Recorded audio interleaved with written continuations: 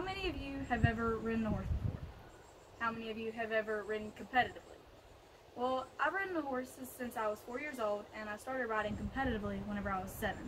So you can say horses have become a part of my life. And as I've been growing up, a lot of people have told me that either riding isn't a sport or that horses are just horses and there's not much about them. Well, that's what I'm here to talk to you today about, is that horses are a very vital part of an equestrian's life. They're not just a horse to them. So first of all, I'd like to talk to you about how whenever you devote your life to a horse, it's literally your entire life. Like, whenever you wake up in the morning, you first have to go feed the horse, give them hay, and then you have to dump out 2 10-gallon water buckets, scrub them, fill them back up, and put them in their stalls. And 10-gallon water buckets are pretty big to try to lift up whenever you're as tiny as riders are. So then after that, after they're done eating, you have to take them out to their pasture, and that's usually a pretty big walk from the barn to the pasture. And at the barn that I work at, you have to take out 13 horses. So it's about an hour's worth of just walking around trying to turn out horses. And then after that, you have to go back to their stalls and pick out all the manure and urine and stuff like that.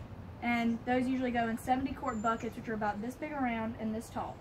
And they fill up the entire bucket after you're done. So imagine mucking out 13 of those. Yeah, exactly. So then, after you're done with that, you usually have to ride all the performance horses, which is about 5 horses a day, for 30 minutes to an hour and a half. Usually you get about an hour for the horses because they don't want to cooperate at the very beginning, and it takes a little bit for them to respond to you properly. And other horses, if they're willing, could take about 30 minutes for a good workout. After you're done with your workout, you usually have to put poultice or liniment on the horses. Those are to make sure that the horses didn't strain any muscles or hurt any tendons whenever they were riding. And that usually you have to wrap them up and stuff like that, so that takes about a good 30 minutes of your day too. After that, you have to bring all the horses back in, feed, water, hay, so on and so forth, for night check, because they have to be fed twice a day. And so that fits in an entire day's work, and most of the time you also have to go get more grain and more hay bales. And hay bales, if you get a good, decent-sized hay bale for horses, they usually weigh about 50 to 80 pounds. So imagine lifting 180 of those to fill up one stall for your horses for, say, 2 weeks worth. Then, usually, that leads me into my second point with the poultice and liniment. Horses do a lot of work whenever you're riding, and so do the riders. So you want to make sure that they don't get injured during the process. And whenever you ride, you often get a lot of strain on both horse and rider, which could also lead to risking their lives, because a lot of horses, if they pull a muscle, they get put down.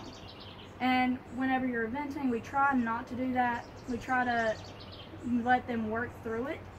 One time, I even witnessed at an upper level event that a horse fell into a ditch that they had to jump out on course, and it was a 6-foot deep ditch. The horse fell in, broke a leg. They had to put it down immediately because it was so injured. The rider, luckily, was fine and rolled off on the other side of the ditch. The horse, like I said, did not survive. That is one of the main reasons why in eventing you have to wear an armband with all your medical information on it to make sure that if you do fall off, they know every bit of information that they need to whenever treating you at the hospital.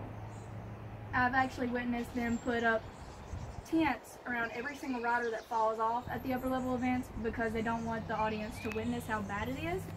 And so even though I'm telling you a lot about how risky it is, it's also a lot of fun for horse and rider, because the horse is not just dangerous for them, it's a lot of excitement for them. You can feel the horse get excited underneath. You can feel them prance around in the start box before the announcer says it's time to go out on course. And it's a lot of fun, and they love it just as much as we do. They risk their lives for it just like we would. And so it's not really animal cruelty to them like a lot of people think it is. So that leads me into my next point, is that both rider and horse have to be fully willing to go into the sport and do their hardest work as possible. So the horse has to fully rely on the rider for one thing. They have to learn to trust the rider, which takes a good year to be able to bond with your horse. But also, on the other hand, the riders have to be fully confident in their riding Even if you're a little hesitant about anything, the horse will refuse, which is what ultimately led to the horse falling in the ditch at the previous event I mentioned. So, Ralph Waldo Emerson once said, riding a horse is not a gentle hobby to be picked up and laid down like a game of solitaire. It is a grand passion. It seizes a person whole, and once it has done so, one will have to accept that one's life will be radically changed. So, in conclusion, riding is more than a sport to a lot of riders. It's their way of life. It's what gives them hope to keep on going. And now do you believe that it is actually very essential to most people? Thank you.